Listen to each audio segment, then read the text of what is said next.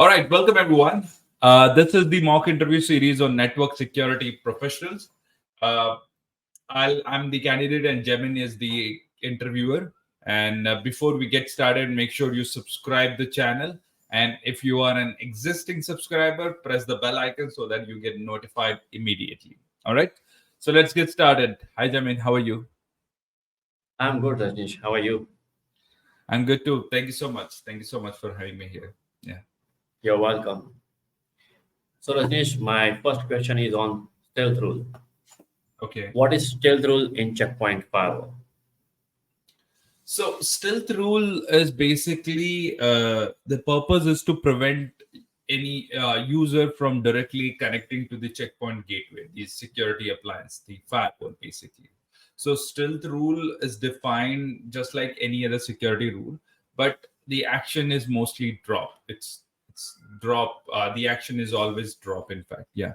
So we say the source is any destination itself, the device itself, and the application uh, or services can be any, but the action is drop so that any traffic destined to the checkpoint gateway will be dropped by default. But if somebody need to be allowed access to the appliance, the rule can be created on top of it.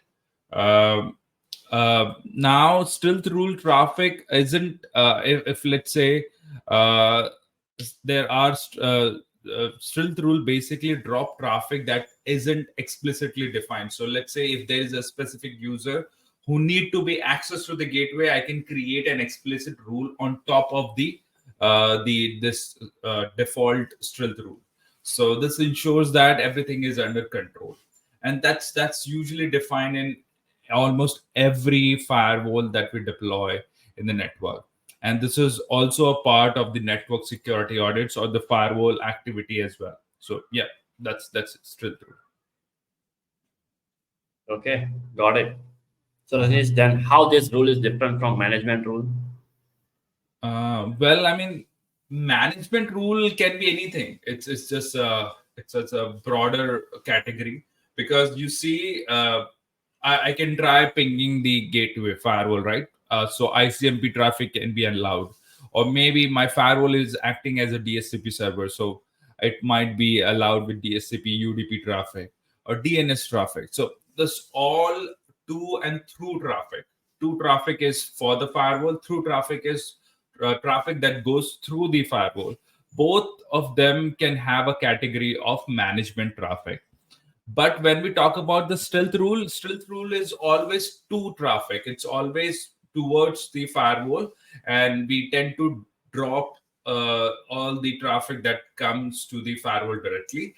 But if we want to have an explicit rule for certain user, we can create that as well. Maybe it's the SSH, maybe it's the HTTP, right?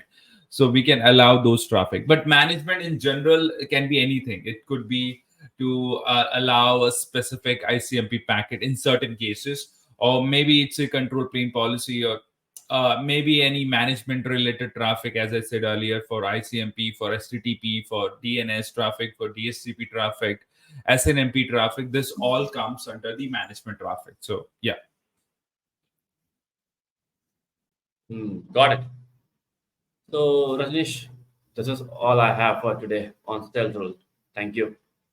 Sure. Thank you so much. And for those who are watching this video, and if I hope this mock interview is really helping you out. If you are really interested to, gain more knowledge into Checkpoint, there is a Checkpoint training program, live training program that we conduct, where we start from very basic, start with covering the security architecture, application control, deployment, licensing, portal access, natting. We also cover threat detection and other licenses, which include the threat extraction, emulation, URL filtering, anti-bot features, user access, identity awareness, VPN, and everything.